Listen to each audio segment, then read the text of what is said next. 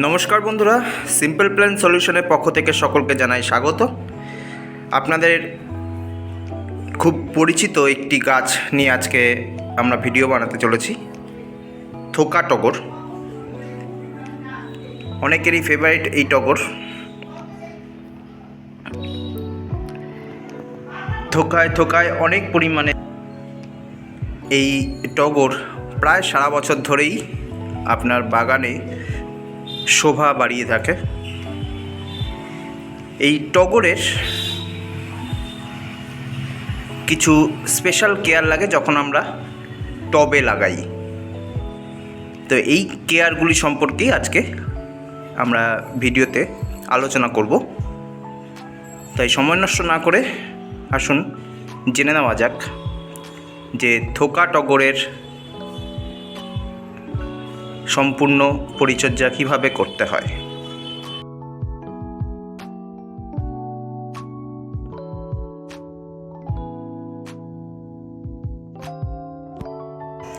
প্রথমেই আসি, এই গাছ আপনারা কীরকম টবে লাগাবেন।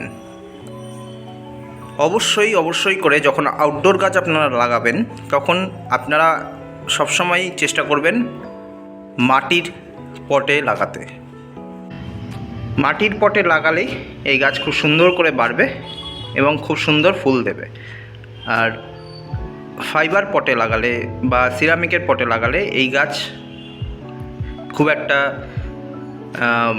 বাড়তে চাইবে না এবং গাছের পাতাগুলো হলুদ হয়ে পড়ে যাবে এবং গাছে ফুল আসতে চাইবে না। ছোট চারা হলে 6 ইঞ্চি টব এবং তারপরে আস্তে আস্তে 8 ইঞ্চি থেকে 10 ইঞ্চি এবং শেষে 12 ইঞ্চি টবে আপনারা লাগাতে পারেন। এবং নার্সারি থেকে যদি আপনারা একটু বড় চারা কিনে আনেন তাহলে প্রথমেই 8 বা 10 ইঞ্চি টবে লাগিয়ে পরে 12 ইঞ্চি টবে প্রতিস্থাপন করতে পারেন। এবার আসবো এই গাছের মাটির ব্যাপারে। মাটি আপনাদের এই গাছের জন্য লাগবে বেলে দোআঁশ মাটি।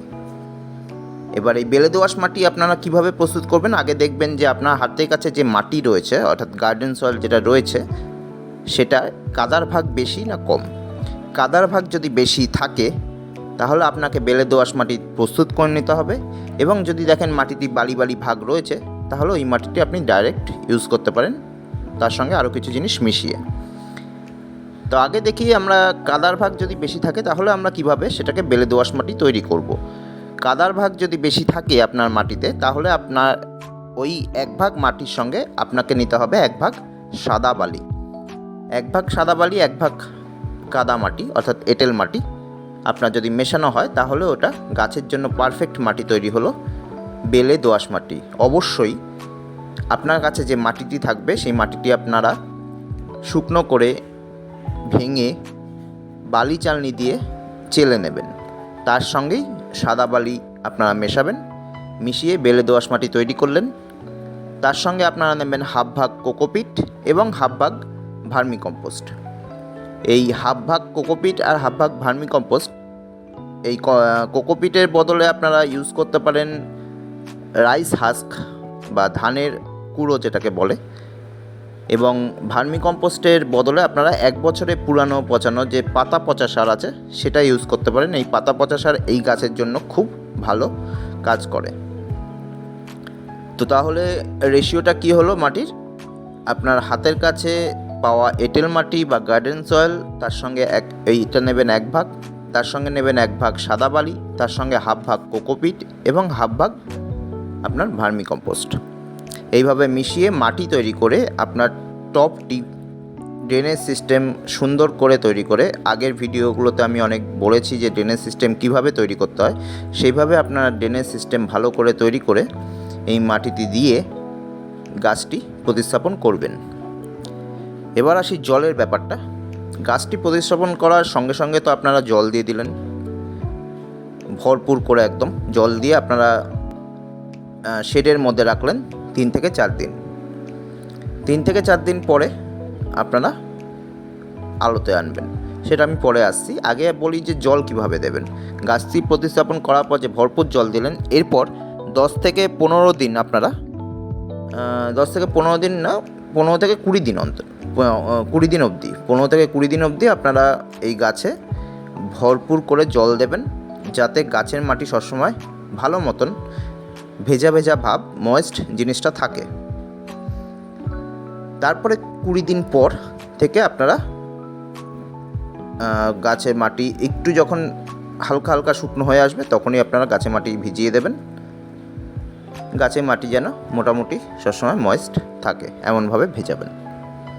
তবে দেখবেন কাদা কাদা যেন না হয়, আর গাছের মাটি একদম যাতে খটখটে শুকনো না হয়ে যায়। এবার আসি আলোর ব্যাপারটা। আলোর ব্যাপারটা হলো, আপনারা প্রতিস্থাপনের পর 3 থেকে 4 দিন শেডে রেখে তারপরে পারলে প্রথমে সকালের রোদটা খাওয়াবেন, এমন জায়গায় রাখবেন যাতে সকালের রোদটা খায়, দুপুরে কড়া রোদ না খায়, সেটা 5 থেকে 6 দিন। তারপরে 6 দিন পরে আপনারা একে ফুল সানলাইটে রেখে দেবেন। ফুল সানলাইটে এই গাছ সবচেয়ে ভালো রেজাল্ট দেবে, অনেক বেশি পরিমাণে ফুল পাবেন এবং ফুলগুলি ঝরবেও না। সেমি শেডেও এই গাছ করতে পারেন, তবে সেরকম ভালো রেজাল্ট পাবেন না, অর্থাৎ ফুল তুলনামূলক কম পাবেন এবং অনেক কুড়ি ঝরে যেতে চাইবে। আর এই গাছের খাবার সম্পর্কে বলতে, এই গাছ এক মাসে আপনারা 1 মাস অন্তর অন্তর, অর্থাৎ মাসে 30 দিনে অন্তর অন্তর আপনারা 1 চা চামচ সিঙ্গেল সুপার ফসফেট সঙ্গে 1 চা চামচ সর্ষে খোল, 1 চা চামচ নিম খোল এবং 1 চা চামচ এসওপি অর্থাৎ সাদা পটাশ, যেটা NPK 0050, এটা মিশিয়ে আপনারা গাছের মাটিতে দিয়ে দেবেন প্রতি 30 দিন অন্তর। এবার আসি এই গাছের প্রধান সমস্যা এই গাছের হলো, গাছের পাতা অনেক সময় ফ্যাকাশে হয়ে যায়, হলুদ হয়ে যায়। তো এইগুলো হয় ম্যাগনেসিয়ামের অভাবে, এই ফ্যাকাশে জিনিসটা।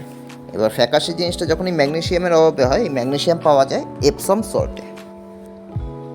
তখন যখন আপনার পাতা ফ্যাকাশে হয়ে যাবে, সেই সময় আপনাকে 1 লিটার জলে 1 চা চামচ এই এপসম সল্ট গুলে মিক্স করে আপনাকে 5 দিন অন্তর 4 বার স্প্রে করতে হবে। অর্থাৎ আজ করলেন, তারপরে 5 দিন পর করলেন, তারপরে 5 দিন পর করলেন এবং তারপরে 5 দিন পর করলেন। এই 20 দিন করার পর, মানে আফটার 20 ডেজ, আপনার প্রতি মাসে 2 বার, অর্থাৎ 15 দিন অন্তর অন্তর 2 বার করে 1 লিটার জলে 1 গ্রাম নিয়ে এই এপসম সল্ট স্প্রে করবেন। এই এপসম সল্ট সবসময় যখন স্প্রে করবেন তখন আপনারা ভোরবেলা করবেন এবং বর্ষাকাল শীতকালে চেষ্টা করবেন স্টিকার মিশিয়ে নিতে। আর আসি গাছের রোগ পোকার ব্যাপারে। আমার জেনারেলি যে 4টে ওষুধের কথা উল্লেখ থাকে আমার ভিডিওগুলোতে, সেই 4টে ওষুধ টাফগড়, কনফিডোর, সুপার সোনাটা এবং কাকা, এই 4টে ওষুধ আপনারা প্রতি সপ্তাহে ঘুরিয়ে ফিরিয়ে প্রয়োগ করবেন। অর্থাৎ এই সপ্তাহে টাফগড়, তো এই সপ্তাহে কনফিডোর, তো এই সপ্তাহে কাকা, তারপর সপ্তাহে সুপার সোনাটা, তো আবার তারপর সপ্তাহে টাফগড়, এইভাবে কন্টিনিউ আপনারা স্প্রে করবেন। তাহলে গাছে জেনারেলি কোনো রোগ পোকা আসবে না। আর 2টো ভালো ফাঙ্গিসাইড রাখবেন, যেটা 7 থেকে 10 দিন অন্তর অল্টারনেট করে স্প্রে করবেন। অর্থাৎ আজকে যদি একটা ফাঙ্গিসাইড স্প্রে করেন, পরে 7 থেকে 10 দিন পরে তারপরে আবার আরেকটা ফাঙ্গিসাইড স্প্রে করলেন, আবার তারপরে আবার প্রথমটা স্প্রে করলেন। এইভাবে স্প্রে করতে থাকবেন। মাসে 2 বার আপনারা মাইক্রোনিউট্রিয়েন্ট স্প্রে করবেন এবং মাসে 2 বার পিজিআর স্প্রে করবেন। এইভাবে করলে দেখবেন গাছে আর কোনো রোগ পোকাও আসছে না এবং গাছের পাতাও হলুদ হচ্ছে না, গাছের পাতা একদম সবুজে ভরে গেছে এবং প্রচুর ফুল পাবেন। আরেকটা সমস্যা আছে এই গাছের, সেটা হলো এই ফুলের যে বোটাগুলো আছে সেগুলো ফেটে যায়। তার জন্য আপনাদের মাসে 1 বার বোরন 1 গ্রাম 1 লিটার জলে নিয়ে স্প্রে করে দেবেন, তাহলে দেখবেন আর কোনো সমস্যা হচ্ছে না। এইভাবে গাছগুলি করুন, খুব সুন্দর প্রচুর ফুল পাবেন। থোকা টকা 2 রকমের পেয়ে যাবেন, একটা গন্ধও আছে আবার একটা গন্ধহীন। তো এই গাছগুলি পেতে আমাদের নিচে লেখা যে ফোন নাম্বার, হোয়াটসঅ্যাপ নাম্বার, এই নাম্বারে আপনারা কন্ট্যাক্ট করতে পারেন 8296590663। আর এই নাম্বারে আপনারা ফোন বা হোয়াটসঅ্যাপ করে আমাদের নার্সারি ভিজিট করে আপনারা এই গাছ কালেক্টও করতে পারেন, অথবা আপনারা হোম ডেলিভারিও নিতে পারেন। আমাদের নার্সারি অ্যাড্রেস গোলবাগান, কলকাতা 49, নিচে সম্পূর্ণ অ্যাড্রেসটি দেওয়া হলো। আজ এই পর্যন্তই। ভিডিওটি যদি ভালো লেগে থাকে তাহলে অবশ্যই লাইক কমেন্ট করবেন, বন্ধুদের মাঝে শেয়ার করে দেবেন। চ্যানেলে নতুন হলে অবশ্যই চ্যানেলটি সাবস্ক্রাইব করবেন এবং পাশে থাকা বেল আইকনটি ক্লিক করে দেবেন। নতুন ভিডিওতে নতুন একটি গাছ নিয়ে আবার চলে আসব।